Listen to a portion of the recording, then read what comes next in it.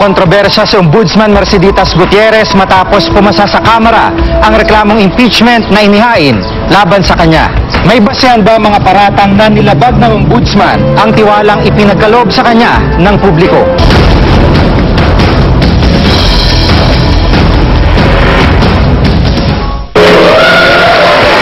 House Resolution 1089 impeaching Ombudsman Maria Merceditas Gutierrez for betrayal of trust is hereby approved. Sa ikalawang pagkakataon sa kasaysayan, muling inimpeach ng House of Representatives ang isang opisyal ng gobyerno. Matapos ang 8 oras na diskusyon sa pagitan ng mga mambabatas na inabot ng magdamag kahapon. I vote yes to the resolution. 212 ang bumotong yes, lagpas sa kailangang 1/3 o 74 na boto. 46 ang hindi pabor at 4 ang nag-abstain. Tuluyan ang naipasa sa mababang kapulungan ng kasong impeachment laban kay Ombudsman Merceditas Gutierrez. Committee finds the existence of probable cause to impeach Merceditas Gutierrez as Ombudsman for betrayal of public trust. Base sa inihaing complaint, betrayal of public trust ang nakitang probable cause o batayan upang isulong ang impeachment. Dahil daw ito sa hindi pagtugon ng Ombudsman sa ilang kasong inihain sa kanyang opisina. Sa binalakas ng Articles of Impeachment, 6 na kasong sinabing nagpatibay sa di-umano'y paglabag ng Ombudsman. Ang mga isyu ng fertilizer fund scam, Euro Generals, Mega Pacific Deal, NBN-ZTE Deal, Bestanyo Case, at ang mababang conviction rate ng Ombudsman. Namimigay ka ng fertilizer? 2004 nang pumutok ang issue ng 728 million peso fertilizer fund scam kung saan idinivert di umanong pondo para sa kampanya ni dating Pangulong Arroyo. Hindi mo naintindihan kung saan nanggaling ang fertilizer? Sangkot dito, sina dating Agriculture Secretary Cito Lorenzo at Undersecretary Jokjok Bolante. It was only during the appointment of Ombudsman Gutierrez that she created the task force Abono at minandahan niya. Imbestigahan niyo na yan, tapusin niyo na yan. So, umusad ang kaso. Pero ang tanong, bakit 3 taon na yata parang wala pa rin resolution? Kasi nga, merong tinatawag na fact-finding. 5 taon pang lumipas, saka nagpayag ang tanggapan na pwedeng makasuhan ng graft charges ang mga sangkot na opisyal. Pero hanggang sa ngayon, wala pa rin nakakasuhan ni isa sa mga ito. Milyong-milyong sanang magsasaka ang makikinabang sa 728 million pesos. Pero ang nangyari po, abono sa magsasaka, inabono sa kampanya. Hindi naman pwede yung bibilis ka. Pagkatapos, aditismis na ang kaso. O kaya hindi naman, mapipintasan na naman ng aming opisina kung hindi naman toro ang pagkaaral namin. Ginimbal din ng malaking eskandalo ang Philippine National Police noong 2008 nang madiskubreng bit-bit ni dating Comptroller Eliseo de la Paz ang 100,000 euro o katumbas ng 7 milyong piso sa isang official trip sa Russia. I have apologized to the Filipino people in my arrival statement and I reiterate the same. Matapos ang pag-amin niya sa Senado, hindi pa rin sila nasasampa ng formal na kaso ng Ombudsman.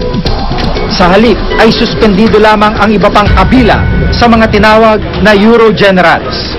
Dapat tingnan natin, ilan ba talaga yung taong naikulong noong time ni Ombudsman Gutierrez na mga high-ranking official. Ano mga big fish? Yung Euro Generals. Big fish yun. Sinasabi nila, walang ginawa. Ano walang ginawa? Under suspension nga eh. Pag sinabi mong under suspension, ibig sabihin nakakita na sila ang Ombudsman ng grounds for suspension. So hanggang ngayon, nakasuspindi pa sila. Nakatakda sanang maganap ang unang pole automation sa bansa sa ilalim ni dating Pangulong Arroyo noong 2004. Ito ay sa pamamagitan ng 1.3 bilyong pisong proyekto ng COMELEC at Mega Pacific Consortium sa ilalim ni dating Chairman Abalos. Nakapagbayad ang pamahalaan pero hindi ito natuloy matapos itong pigilan ng Korte Suprema dahil hindi raw dumaan sa tamang bidding process. Nag-inhibit siya sa Mega Pacific, nag-inhibit siya sa NBN-ZTE deal. Kung maging dahilan na magkasala pa yung iba, 2007 nang gulantangin ang Administrasyong Arroyo ng kontrobersyal na $328 million NBNZTE deal. Idinawit sina dating Pangulong Gloria Arroyo at First Gentleman Mike Arroyo sa kaso. Dahil sa testimonya ni Rodolfo Noel Lozada, minabuti munang huwag pagpasyahan ang mga kasong ito at bagkus pagsama-samahin inisolba. Pero sa desisyon ng Ombudsman noong 2009, tanging sina dating COMELEC Chairman Benjamin Abalos Sr. at NEDA Director General Romulo Neri ang kinasuhan. Wala raw sapat na basihan para kasuhan ang unang Ginoo, maging ang dating Pangulo. Ayon sa Ateneo School of Government, matindi ang political pressure kay Ombudsman Gutierrez sa panahon ni dating Pangulong Arroyo. Sambayan ng Pilipinas, sinasabi gusto namin ng accountability. Gusto namin ng accountability sa Ombudsman, gusto namin ng accountability dun kay dating Pangulong Arroyo. Lahat ng mga nangyari sa nakaraan, gusto namin ng accountability doon. Hindi pwedeng kalimutan lang yon. Pinagtanong ko yan si Ombudsman Gutierrez sa mga naging kakilala niya, naging kalaman niya sa mga husgado. Napakaganda ng reputasyon niya. Philip A. Castaño, Quezon City. Sigurin daw na bigyang katarungan ni Ombudsman Gutierrez ang kaso ni dating Philippine Navy Ensign Philip Andre Pestaño. Natagpong patay si Pestaño sa kanyang quarters sa barko ng Philippine Navy noong 1995. Dahil sa paniniwalang ang mga nasa likod nito ay mga tiwaling opisyal ng hukbong pandagat noon, lumapit ang pamilya ni Philip kay dating Ombudsman Marcelo. Yan namang rule ang Senate na si model. Na-refer nila ito na-endorse nila ito sa Ombudsman. At that time si Aniano Deserto, this was in 1998, after 2 years. They also ruled that he was murdered. But then, he said, it's a waste of time to determine who the perpetrator or who did it. No? Nang matapos ang termino ni dating Ombudsman Marcelo, ipinasa kay Ombudsman Gutierrez ang investigasyon sa kaso. Pero tuluyan itong ibinasura ng tanggapan noong nakaraang taon. No, ang sabi niya, there's not enough evidence. Anong pura ng Ombudsman to say that? Habang mainit na ginigisa ang tanggapan, sanga-sanga rin ang mga datos sa lumalabas hinggil sa pagganap ni Ombudsman Gutierrez sa tungkulin nito. Ayon sa records ng Ombudsman mula 2005 hanggang 2009, nasa halos 1,000 kasong naisampa nito sa Sandigan Bayan ang nahatulan. Pero sa tala ng Sandigan Bayan, 200 lamang ang mga kasong ito.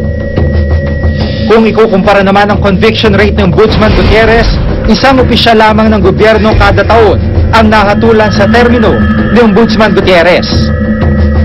Malayo sa naging conviction rate ng kanyang mga sinundang ombudsman, ayon pa rin sa Sandigan Bayan.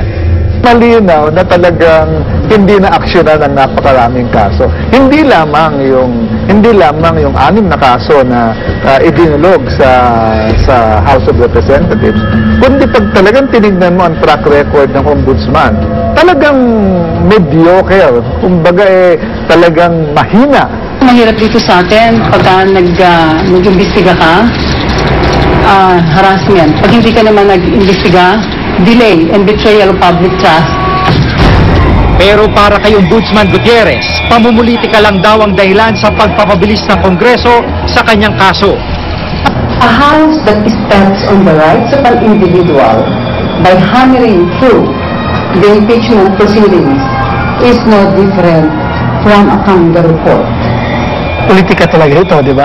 This is the impeachment is a political process because ang mga impeachable officers like Ombudsman, they cannot be removed from office through any other means except through the power of the people in this impeachment proceeding. Sa ilalim ng Administrasyong Arroyo, nabigyan ng matataas na posisyon sa gobyerno si Ombudsman Gutierrez. Pero itinanggi niya nakaapekto ang kanyang relasyon sa mga Arroyo sa kanyang trabaho. Ang relasyon ni Presidente, professional. At ang relasyon namin ni FG, when I was appointed ombudsman, dahil nga, lagi na lang ini-issue sa akin pagiging classmate, no? Hindi na kami talaga nakikita. Kasi avoided na may masabi. Kung susuriin ang mga kasong naging basihan sa isinampang impeachment kay Gutierrez, mga kasong naganap sa Administrasyong Arroyo. Ayon sa isang political analyst, bukod sa usapin sa kasong impeachment, pagpapatunay lang ang pangyayaring ito kung papaano naapektuhan ng malakas na alyansa ang nagiging desisyon ng mababang kapulungan. Ganon din nung nakadaang administrasyon, ginamit din ang bilang ng mga membro ng Kamara para pigilin naman ang impeachment. Talagang ganon ang proseso ng impeachment. Partido Liberal ang dominante partido sa mababang kapulungan. Binubuo ito ng 81 mambabatas. Habang ang nalalabing upuan, pinaghahati-hatian ng iba't ibang partido. Gayunman, nababahiran daw ang desisyon ng Kamara dahil na rin daw sa personal na interest ng ilan. Tila malayo pang tatakbuhin ng kasong ito. Matapos itong maipasa sa Kamara, Senado naman ang magsisilbing impeachment court na didinig sa kaso. The impeachment is coming here anyway. We're going to judge the person. Dito malalaman kung may malaking epekto rin sa kanilang magiging desisyon ang kinabibilangang partido ng mga senador. Sa tingin ko, at sa aking mga kaopisina dito, sasabihin sa inyo na wala naman akong ginagawang masama. At I'm not guilty of anything. Ang ombudsman ang inatasang maging mata ng publiko laban sa tiwaling opisyal ng gobyerno. Sa mga pagkakataong naharap at binabato ito ng kontrobersya, panahon naman na tayo maging bantay ng bayan. Ako si Jigo Manikad at ito ang nakatala sa aking Reporter's Notebook.